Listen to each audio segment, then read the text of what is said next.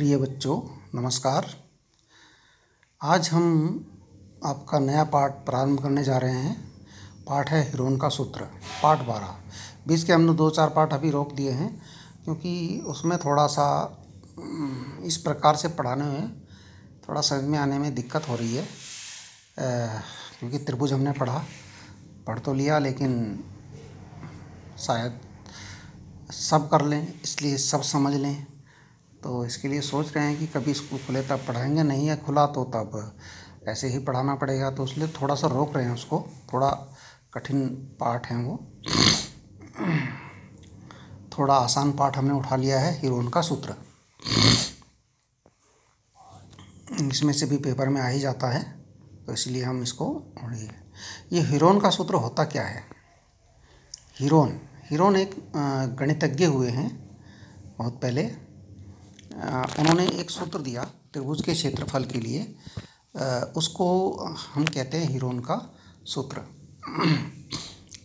अभी आप कहेंगे त्रिभुज के क्षेत्रफल का सूत्र तो हमारे पास था, तो क्यों दिया? अब इसका देखिए, पिछली कक्षाओं में हमें आयत, वर्ग, त्रिभुज इत्यादि का परिमाप और क्षेत्रफल ज्ञात करना हम पहले से सीख चुके हैं। त्रिभुज का क्षेत्रफल, पिछली कक्षाओं में हमने त्रिभुज का क्षेत्रफल ज्ञात करना सीखा है, जिसमें क्या है, त्रिभुज का क्षेत्रफल बराबर 1/2 गुणा आधार गुणा ऊंचाई। ये हम पहले ही सीख चुके हैं, इसको कोई बड़ी बात नहीं है। इसमें कक्षा 7 से चल रहे हैं हम, इसमें कक्षा 7 से 7 में 8 में सब में हमने त्रिभुज का क्षेत्रफल सीखा है। आयत का क्षेत्रफल, वर्ग का क्षेत्रफल, इस पर आधारित प्रश्न भी किए हैं। तो त्रिभुज का क्षेत्रफल है 1/2 आधार गुणा ऊंचाई। ये एक इसका सामान्य सा सूत्र है, एक सामान्य सा सूत्र है, लेकिन इसमें थोड़ी सी समस्या आ जाती है। समस्या क्या आती है कि यह सूत्र समकोण त्रिभुज, ठीक है ना, समकोण त्रिभुज में आसानी से काम करता है त्रिभुज, और समबाहु त्रिभुज में आसानी से काम करता है। समद्विबाहु त्रिभुज में भी सरलता से हम प्रयोग कर लेते हैं। क्यों कर लेते हैं? क्योंकि इसकी जो ऊंचाई है, ऊंचाई हम ज्ञात कर पाते हैं। नहीं, समकोण त्रिभुज बनाते हैं तो क्या होता है, ये जो है, ये वाली लाइन इसकी ऊंचाई हो जाती है, जो इसके लंब है वही ऊंचाई हो जाती है, तो और ये इसका आधार हो जाता है। तो बहुत ही आसान बात है, ठीक है ना। और जो ये समबाहु त्रिभुज है, समबाहु त्रिभुज में जो ये बीच वाली लाइन है, ये हम कह सकते हैं शीर्ष लंब, इसकी जो हाइट निकाल लें हम तो हमें ऊंचाई पता चल जाती है। ये ऊंचाई अगर हम निकाल लें, और ये क्या होता है, ये भी एक समकोण त्रिभुज बन जाता है, क्योंकि ये जब इसको हम समलंब खींचते हैं तो ये बिल्कुल आधे में काटता है, जितनी भुजा होगी उसका आधा ये होगा। तो इस प्रकार से एक संबंध बना करके हम समबाहु त्रिभुज की ऊंचाई भी ज्ञात कर लेते हैं। बहुत ही आसान है, पाइथागोरस थ्योरम से ज्ञात कर लेते हैं। ऐसे समद्विबाहु त्रिभुज में भी सेम ऐसे ही हो जाता है, इसमें कोई दिक्कत नहीं आती। लेकिन समस्या कहाँ आती है? समस्या आती है विषमबाहु त्रिभुज में। विषमबाहु त्रिभुज में ऊंचाई ज्ञात करना काफ़ी कठिन होता है, इसको निकालना बड़ा कठिन हो जाता है, कठिन प्रक्रिया होती है। तो ये प्रश्न करना कठिन होता है विषमबाहु त्रिभुज में। तो विषमबाहु त्रिभुज यानी, तो विषमबाहु त्रिभुज में इस सूत्र को लगाने के लिए हमें थोड़ी दिक्कत होती है, क्योंकि हमें पता होना चाहिए आधार कितना है और ऊंचाई कितनी है। आधार तो हम किसी भुजा को मान लेते हैं, लेकिन ऊंचाई ज्ञात करना थोड़ा सा टफ हो जाता है, ये कठिन होता है विषमबाहु त्रिभुज में। तो विषमबाहु त्रिभुज का क्षेत्रफल ज्ञात करने के लिए हीरोन के सूत्र का प्रयोग किया जाता है। विषमबाहु, अब हमने विषमबाहु कहा, इसका मतलब ये नहीं कि ये समकोण त्रिभुज में काम नहीं करेगा, समबाहु त्रिभुज में काम नहीं करेगा, समद्विबाहु में नहीं करेगा, ऐसा नहीं है। ये सब में काम करेगा। समकोण त्रिभुज में ये ऐसा सूत्र बन गया कि ये सभी त्रिभुजों में लगेगा। किसी भी त्रिभुज में लगाइए, आपका आंसर बिल्कुल सही आएगा। देखिए, अब हीरोन का सूत्र है त्रिभुज के क्षेत्रफल के लिए, ये होता है ब्रैकेट में वर्गमूल s इंटू s माइनस ए, एक ब्रैकेट में, दूसरे में s माइनस बी, तीसरे में s माइनस सी। हमने ऊपर नीचे करके लिखा है क्योंकि एक लाइन में नहीं आ पाएगा, तो यहाँ पर हमने लिखा है, यहाँ देखिए, त्रिभुज का क्षेत्रफल बराबर वर्गमूल s into S minus A S minus b into S minus c. सब ब्रैकेट के अंदर है, बिल्कुल सब का सब ब्रैकेट के अंदर है। ऐसा मत सोचिए कि कुछ ब्रैकेट के बाहर है, सब का सब ब्रैकेट के अंदर है। ये त्रिभुज का क्षेत्रफल है। अब आप कहेंगे कि इसमें एस ये कहाँ से आया, ए कहाँ से, बी कहाँ से, सी कहाँ से। तो ये क्या है, ए बी और सी त्रिभुज की तीनों भुजाओं की अलग अलग माप हैं। ये मान लीजिए कि एक भुजा की माप ए है, दूसरी की बी है, तीसरी की सी है। तो वही इसमें मान लिखने पड़ेंगे। ए बी सी के स्थान पर त्रिभुज की तीनों भुजाओं के अलग अलग माप हैं लिखने पड़ेंगे। और एस क्या है, त्रिभुज का अर्ध परिमाप है। एस क्या है, त्रिभुज का अर्ध परिमाप। त्रिभुज का परिमाप क्या हुआ, किसी भी त्रिभुज का परिमाप होता है उसकी तीनों भुजाओं के मापों का योग। यानी कि यदि हम कहें परिमाप क्या हो जाएगा किसी त्रिभुज का, इसकी भुजा मान लिया जाए, भुजाओं के माप ए बी और सी है, तो ए प्लस बी प्लस सी ये परिमाप होता है। ये होता है 2s के बराबर, 2s के बराबर होता है ये होता है ए प्लस बी प्लस सी। और जो अर्ध परिमाप होता है ए प्लस बी प्लस सी का आधा, यानी कि एस। अर्ध परिमाप होता है एस, यानी ए प्लस बी प्लस सी, इसका आधा यानी कि बटे 2। ये अर्ध परिमाप होता है ए प्लस बी प्लस सी बटे 2। और ए बी सी क्या है, ए बी सी है त्रिभुज की भुजाओं की मापें। ओके, और एस क्या है, अर्ध परिमाप। अर्ध परिमाप कैसे निकालेंगे, तीनों भुजाओं की जो माप दे रखी है उनको जोड़िए और 2 का भाग दे दीजिए, अर्ध परिमाप आ जाएगा। या परिमाप का आधा कीजिए, वो भी अर्ध परिमाप हो जाएगा। ठीक है ना। ठीक है, आगे बढ़ते हैं।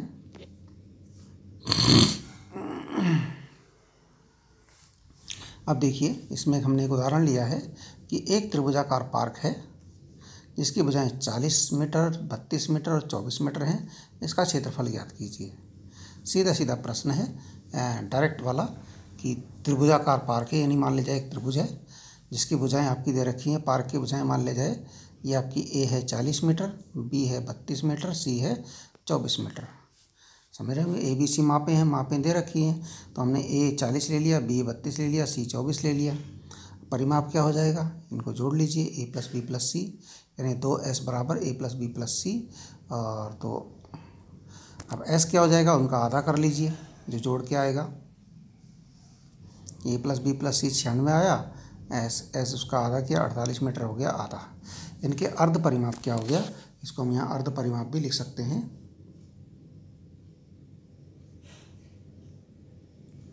अर्ध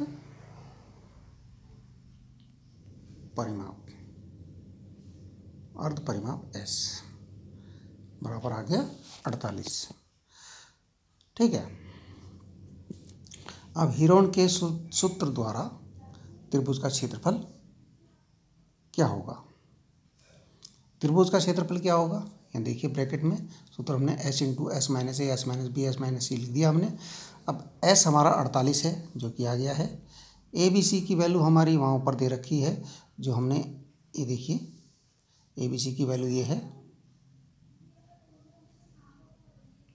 ठीक है।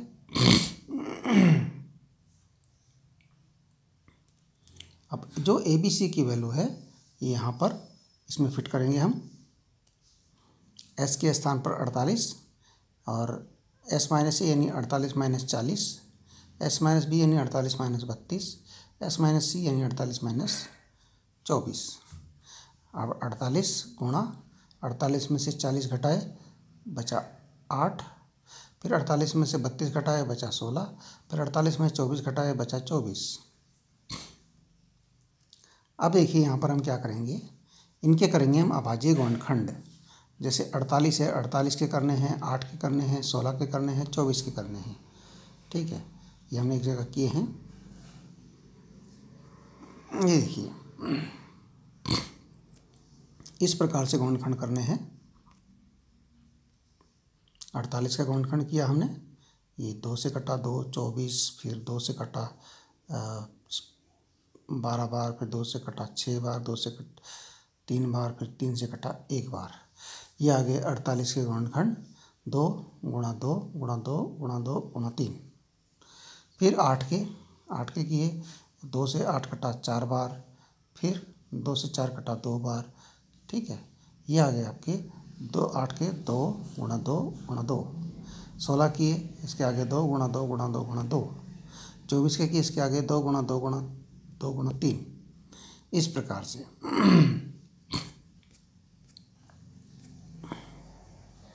देखिए यहाँ पर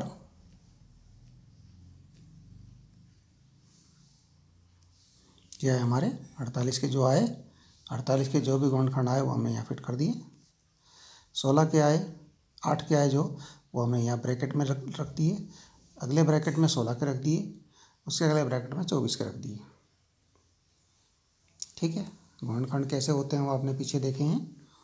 अब इसके बाद सबको ब्रैकेट हटा के एक साथ ले आया। 2 कितनी बार हो गए गिन लीजिए, 1 2 3 4 5 6 7 8 9 10 11 12 13 14 बार। इतनी बार लिखा है, देख लीजिए, 1 2 3 4 5 6 7 8 9 10 11 12 13 14 बार। ठीक है, अब 3 कितनी बार हुआ, 1 और 2 बार 3 हो गया। ओके, अब आगे देखिए। अब देखिए वर्गमूल आपने कक्षा 8 में निकाला होगा। देखिए 2 जोड़े बन रहे हैं, 1 जोड़ा 2 जोड़ा 3 जोड़ा 4 जोड़ा 5 जोड़ा 6 जोड़ा और 7 जोड़े बन रहे हैं।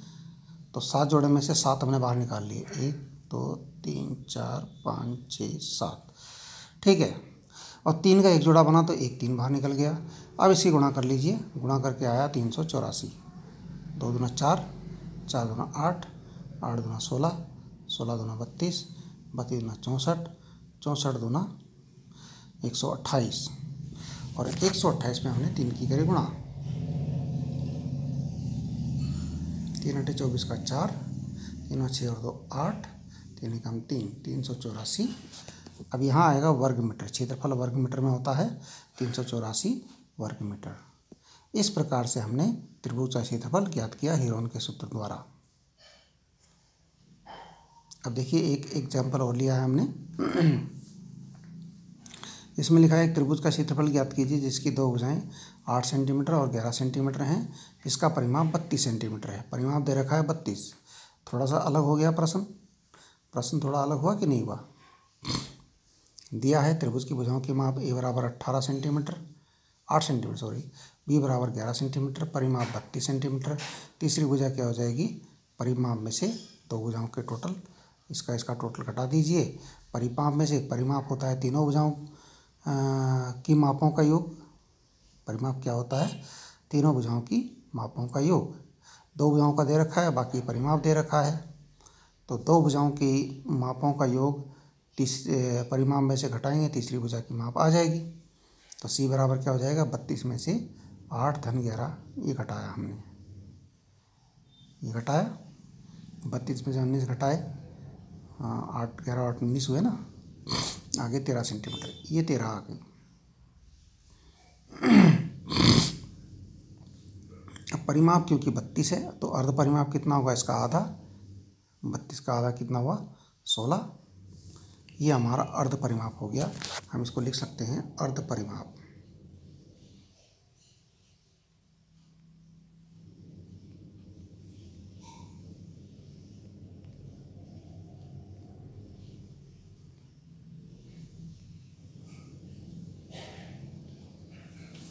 अर्ध परिमाप एस बराबर हो गया 16 सेंटीमीटर। अब हीरोन के सूत्र से त्रिभुज का क्षेत्रफल ज्ञात करेंगे। वही formula S into S minus A S minus B S minus C. S आपका आ गया 16 और ए आपका कितना था, देख लीजिए, ए आपका 8 था और बी आपका 11 था, सी आपका 13 आ गया। तो आप इसको फिट करना है उसमें 8 11 13 को। देखिए यहाँ एस 16 है और तो s minus a 16 minus 8, s minus b 16 minus 11, s minus c 16 minus 13। ये देखिए 16, 16 में से 8 गए 8, 16 में से 11 गए 5 और 16 में से 13 गए 3। अब हमारे पास क्या बचा? 16 के गुणनखंड। 16 के गुणनखंड होते हैं वही तरीका। 16 के गुणनखंड कैसे निकलेंगे? 2 से 2 अट्ठे 16, फिर 2 से 2 चौका 8, फिर 2 से 2 दूना 4, फिर 2 से 2 एकम 2, 2 4 बार हो गया। 2 गुना 2 गुना 2 गुना 2, 2 गुना 2 गुना 2 गुना 2। ये देखिए यहाँ आ गया। 8 के किए हमने तो 2 गुना 2 गुना 2 हो गया। 8 के देखिए 8 के क्या होंगे? 2 चौक 8, 2 दूना 4, 2 एकम 2, 2 गुना 2 गुना 2, ये आ गया। अब 5 के नहीं हो पा रहे हैं। 5 एक अभाज्य संख्या है, वैसे के वैसे ही आ जाएगी। 3 भी अभाज्य है, वैसे के वैसे ही आ जाएगा। अब यहाँ देखिए 2 कितनी बार है? 1 2 3 4 5 6 7 लिख दिया हमने। 7 लिख दिया। 7 बार नीचे लिख दिया हमने। देखिए 1 2 3 4 5 6 7। ठीक है, अब जोड़े बनाइए। जोड़े जब बनेंगे देखिए ये बना, 1 जोड़ा 2 जोड़ा 3 जोड़ा बन गया। इस 2 का कोई जोड़ा नहीं बन रहा, 2 ऐसे ही रहेगा। तो 3 बार तो एक जोड़े में से एक तो बाहर आ गया। अब यहाँ 2 बचा, इसका जोड़ा नहीं बना। 5 बचा, इसका जोड़ा नहीं बचा। 3 बचा, इसका जोड़ा नहीं बना। ये अंदर ही रह गए। अब अंदर रह गया आपका 2 पंजे 10 और 10 तिया 30 और बाहर हो गया 2 दूना 4 दूना 8, यानी 8 वर्गमूल 30। ये हमारा आंसर हो गया 8√30 वर्ग सेंटीमीटर।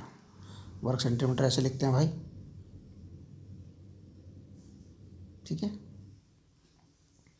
ओके, ये आपका आंसर हो गया। अच्छा, एक और एग्जांपल है हमारे पास। ये थोड़ा अलग प्रकार का है।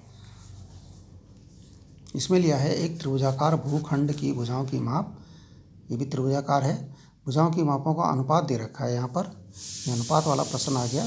ये अनुपात आपका है 3:5:7। उनका परिमाप 300 मीटर है। इस भूखंड का क्षेत्रफल ज्ञात कीजिए। क्षेत्रफल ज्ञात करना है। माना त्रिभुजाकार भूखंड की भुजाओं की माप। अब यहाँ अनुपात दे रखा है 3:5:7, तो इन्हीं के अनुसार हम मान लेंगे। माना 3x 5x और 7x हैं। भूखंड की भुजाओं की माप 3x 5x और 7x हैं। परिमाप हो गया 300 मीटर। परिमाप क्या हो गया हमारा?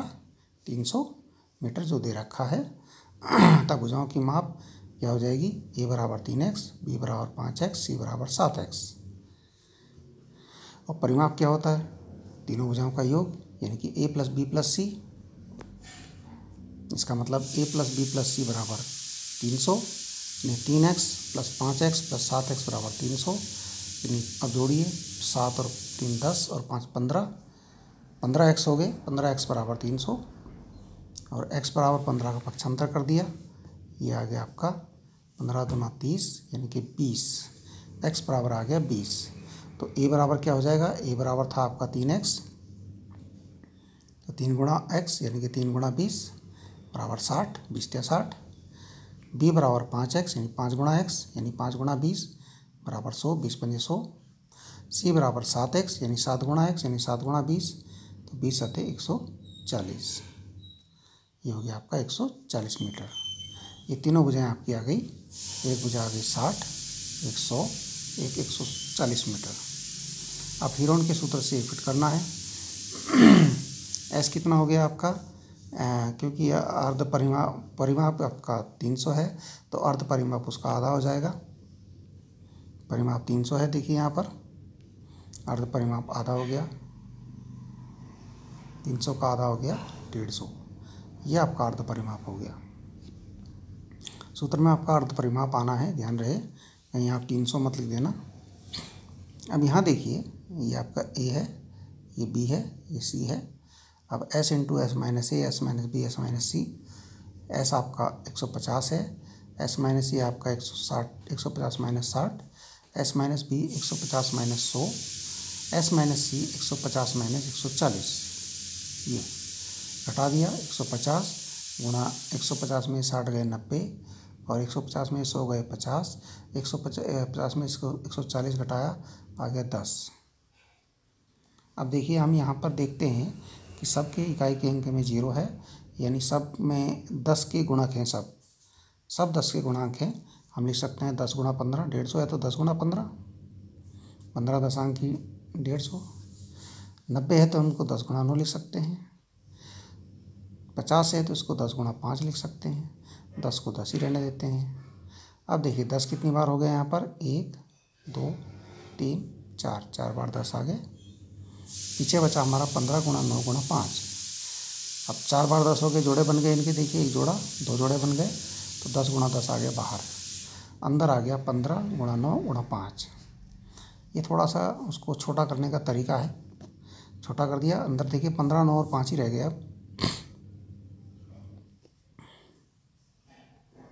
अब देखिए त्रिभुज का क्षेत्रफल क्या बन रहा है, बाहर 10 गुणा 10 था तो 100 हो गया, अंदर हो गया 15 गुणा 9 गुणा 5। अब 15 को हम क्या लिख सकते हैं, 15 के गुणनखंड होंगे, 15 के गुणनखंड करके देख लीजिए। वैसे क्या होता है, 3 पंजे 15 और 5 ही कम पे 5, 3 ही कम 3 गुणा 5, 9 के हो गए 3 गुणा 3। 5 एक अभाज्य संख्या है, इसका कुछ नहीं हो सकता। ठीक है। अब देखिए 3 कितनी बार है, 1 2 3 बार है तो लिख दिया। 5 कितनी बार है, 1 2, ये भी लिख दिया। 3 का एक जोड़ा बन गया, 5 का भी एक जोड़ा बन गया, तो यहाँ से एक 3 बार आ गया, यहाँ से एक 5 बार आ गया। अंदर रह गया केवल बिना जोड़े वाला 3, ये अंदर रह गया। अब हमारे पास हो गया 100 पहले से था, 5 दिया 15, 100 15 का 100 में गुणा किया तो आ गया 1500, और अंदर रह गया वर्गमूल 3 मीटर स्क्वायर, वर्ग मीटर। तो इस प्रकार से ये प्रश्न आपने करने हैं। ये गणना है केवल, इसको ज़्यादा समझाने की आवश्यकता नहीं होनी चाहिए, फिर भी हम समझा रहे हैं आपको गणना। ठीक है, कीजिए इन सवालों को। ये आपका नया चैप्टर शुरू हो गया, और फिर अब हम कल से हम आपको इसकी प्रश्नावली करवाएंगे। धन्यवाद।